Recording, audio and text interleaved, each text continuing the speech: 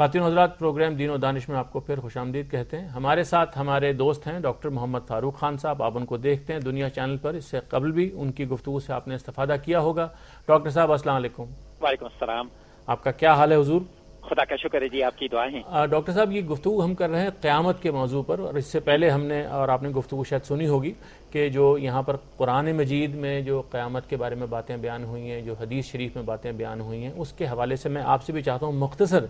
آپ کیا فرمائیں گے کہ قیامت کے بارے میں قرآن کا اصل پیغام کیا ہے؟ یہ دین کا ایک انتہائی بنیادی اور لازمی عقیدہ ہے، اور دین میں اس کی اہمیت یہ ہے کہ اگر قیامت کے عقیدے کو مانا جائے تو کائنات کے اندر جو ہمیں ایک خامی اور ایک خلا نظر آتا ہے، وہ خلا صرف اور صرف اسی کے ذریعے پورا ہو سکتا ہے۔ پھر یہ کہ دنیا کے اندر جتنا بھی جزا و سزا ہے، یہ ظاہر ہے کہ دنیا کے اندر جزا و سزا تو کمپلیٹلی ہو نہیں سکتا، چنانچہ یہ جزا و سزا آخرت ہی کے دن اور قیامت ہی کے بعد ممکن ہے۔ تیسری چیز یہ ہے کہ اسلام کا جتنا بھی عقیدہ اخلاق ہے اور جتنی بھی اخلاقیات ہیں، وہ اخلاقیات بنیادی طور پر پھوٹنی ہی عقیدہ آخرت سے ہیں۔ چنانچہ یہ تین ایسی بنیادی چیزیں ہیں جن کی طرف قرآن مجید نے بار بار توجہ دلائی ہے، اور جن کی طرف حدیث شریف میں بھی بار بار توجہ دلائی گئی ہے، اور یہی وہ چیز ہے جو ایک مسلمان کو صحیح راستے پر رکھتی ہے۔ اچھا، میں آپ سے ایک کامنٹ چاہوں گا۔ یہاں گفتگو ہو رہی تھی، ہمارے دونوں مہمانوں کا خیال یہ ہے کہ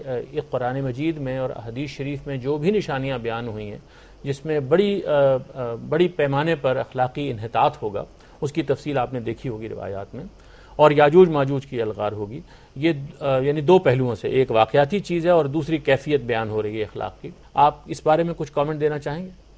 سب سے پہلی چیز تو یہ ہے کہ ہر زمانے میں انسان یہی سمجھتا ہے کہ میرے زمانے میں جو اخلاقی انحطاط ہے یہ اس سے پہلے کہیں نہیں ہوا تھا، لیکن اگر بالکل غیر جانبدارانہ جائزہ لیا جائے تو معلوم ہوتا ہے کہ ایگزیکٹلی ایسا ہی اخلاقی انحطاط 8 سے 300 برس پہلے بھی تھا، 500 برس پہلے بھی تھا، اور 1000 برس پہلے بھی تھا۔ ظاہر ہے کہ اس میں وہ ادوار شامل نہیں ہیں جن ادوار میں انبیاء کرام آتے ہیں اور جن ادوار میں ان کے صحابہ ان کے ساتھ موجود ہوتے ہیں، لیکن اس کے علاوہ دنیا بھر میں بلحاظ مجموعی جو اخلاقی انحطاط کی صورتحال ہے وہ ہمارے سامنے فرائض مصر کی صورتحال ہے، وہ ہمارے سامنے بے شمار دوسری صورتحالات ہیں، وہ ہمارے سامنے ایون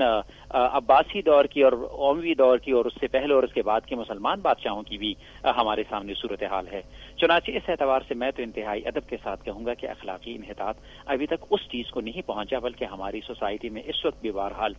یعنی پوری دنیا کو اگر آپ دیکھ لیں تو امانت و دیانت کی جو صورتحال ہے، یا سچائی کی جو صورتحال ہے، یا انسانی اقدار پر یقین رکھنے کی جو صورتحال ہیں، تو 80-90% لوگ ان اقدار پر یقین بھی رکھتے ہیں، اگرچہ ان پر عمل کرنے میں ان سے یقیناً یعنی ہم تو یہ سمجھتے تھے کہ ہمارا یہ معاشرہ بہت برا ہے، اب آپ ہمیں مزید برے معاشرے کی اور برے حالات کی خبر سنا رہے ہیں۔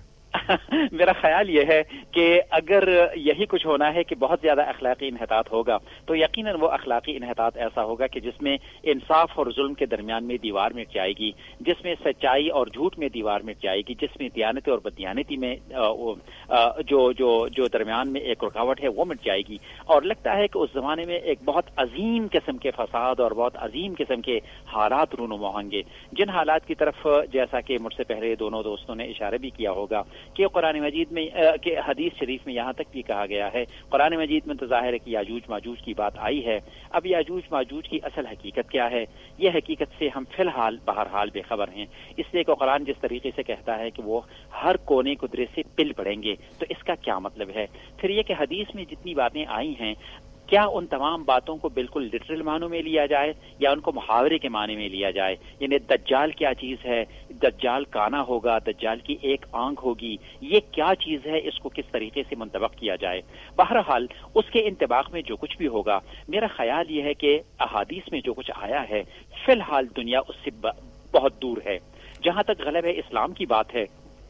تو اسلام کے غلبے کی بات قرآن مجید نے جس طریقے سے ہمارے سامنے کی ہے، یا اس سے جو اصول ہمارے سامنے آتے ہیں، وہ یہ کہ اگر مسلمان قومی حیثیت میں تمام اقدار پر قائم ہوں اور انفرادی حیثیت میں بھی قائم ہوں، تو ظاہر ہے کہ پروردگار کا باقی قوموں کے معاملے میں جو سنت ہے وہی سنت مسلمانوں کے لیے ہے کہ مسلمان اس طریقے سے پھر ظاہر ہے کہ غلبہ حاصل کر سکیں گے۔ لیکن بغیر اس کے کوئی غلبہ حاصل ہونا کہ اخلاقی اعتبار سے ہم لوگ ایک صحیح اس پر نہیں ہوں اور اس کے باوجود ہمیں غلبہ حاصل ہو جائے، یہ ذرا ایک یعنی قرآن کے اصولوں کے خلاف بات ہوگی۔ آپ کا بہت شکریہ ڈاکٹر صاحب، میں آپ کے اس بر وقت کامنٹ کے لیے، کیونکہ پروگرام کا وقت ختم ہو رہا تھا، معلوم نہیں ہو رہا تھا کہ آپ ہمیں مل پائیں گے کہ نہیں، آپ کا بہت شکریہ۔